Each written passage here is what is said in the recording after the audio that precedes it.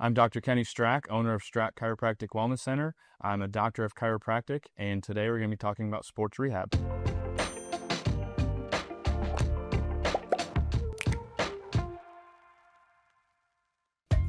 I'm in my 40s and was always told rest, ice, compression, elevation, or R.I.C.E when it came to sports injuries. However, I've been reading this is no longer entirely accurate. Is this true? In fact, it is true. Rest, ice, compression, and elevation is no longer the standard procedure for acute soft tissue injuries. Gabe Merkin was the guy that developed the protocol in 1978, and it actually wasn't from a research article. It's just from a textbook. And it's one of the widely just accepted things in the sports rehab world. And now there's more research coming out since the mid-2010s that's saying you want to move it. You want to load it and move it and increase blood flow. So one of the big things with rest and ice that Gabe Merkin has since recanted is you want to get new blood flow in the area. And after a soft tissue injury, your body's already responding appropriately. So you don't want to slow down your body's natural occurrence for injuries. You want to make sure that you can keep accelerating through that. So after a sprained ankle, I want to make sure that I'm loading that relatively pain-free. And relatively pain-free is anything under a 4 out of 10 on that subjective person's pain scale. And I want to make sure that we can start increasing blood flow so we can get the new white blood cells into that localized area. What is the cavitation or pop sound during an adjustment? Is it really putting the bone back in place? And why does it feel so good? The cavitation is the synovial joint.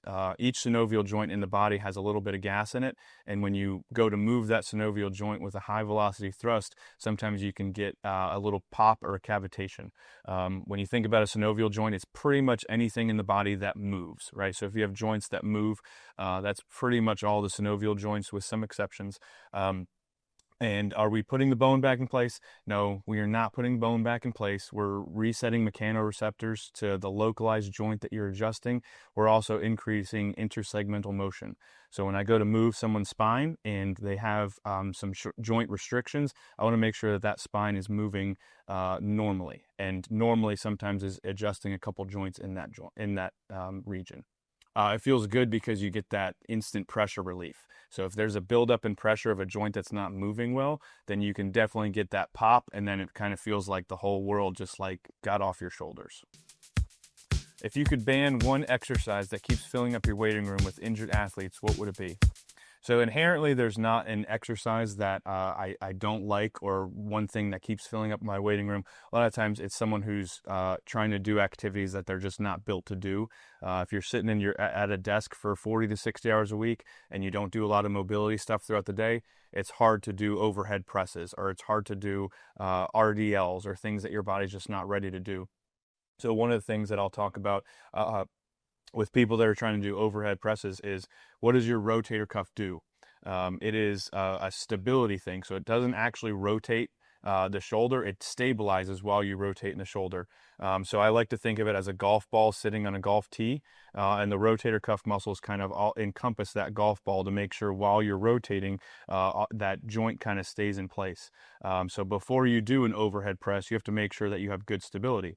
And if I saw someone that didn't have good stability while they're trying to do an overhead press, I'm going to kind of take them back and show them all the progressions of some exercises. So, if I'm trying to load the rotator cuff in an overhead press, I'm going to put a band anteriorly and have them go straight up and down with the band pulling them forward so that they can resist some of that motion, and that'll activate the rotator cuff so they don't have to do, 6 weeks worth of rehab in order to just do a shoulder press.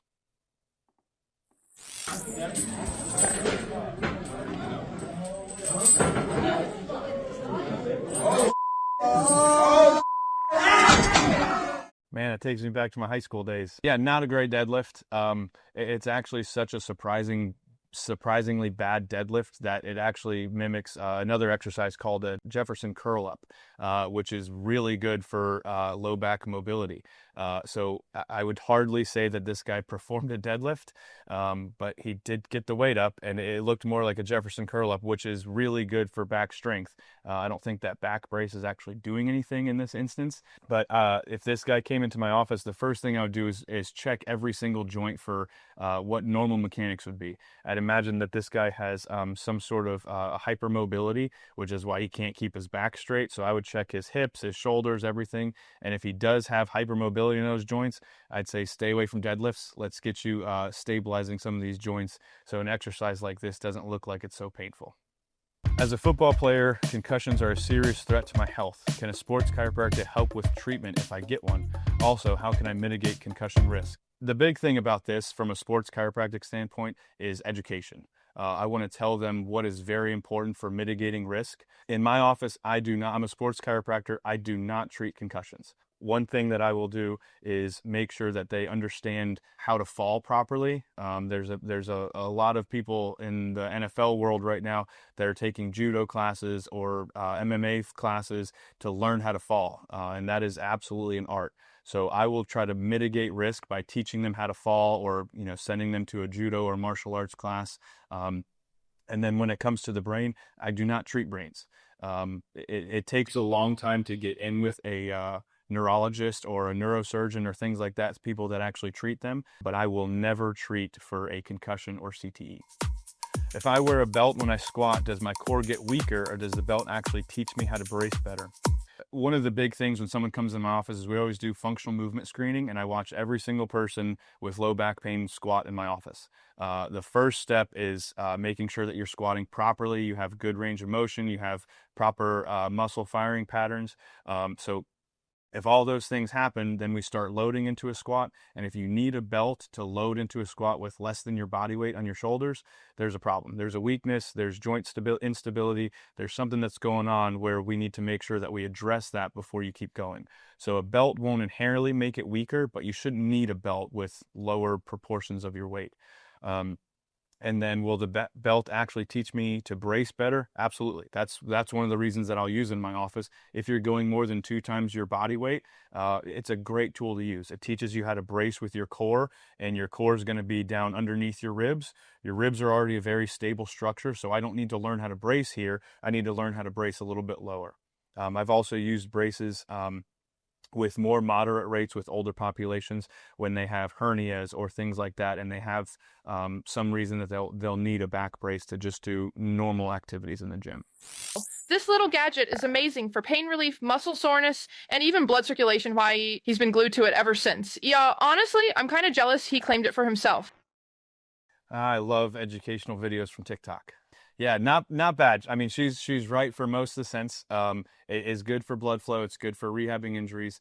Just having one at home is okay. The video showing doing it on your back. One of the very small but possible contraindications that I've seen when I was educated on how to do this when I was in school is potential disc extrusion. So if you have a low back injury and you have disc protocol, disc injuries from previous injuries, don't cup the low back. Wait till a professional can, see you.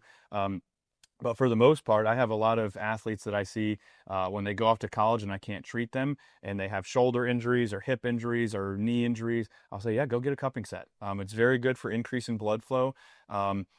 Everything that a typical provider will do for the most part is a compression type therapy. So if I adjust you, I'm compressing tissue. If I do my active release technique, I'm compressing tissue. Ultrasound uses heat waves, so that all is kind of compression of tissue. Cupping is a decompression force. So I think it's fantastic. I use it in my office multiple times a week, and it's very good for increasing blood flow because it gets the stagnation or the stagnant blood flow in there to the surface so that your body can send new white blood cells and increase blood and natural healing. Thanks for watching. I'm Dr. Kenny Strack. Stay safe and stay healthy.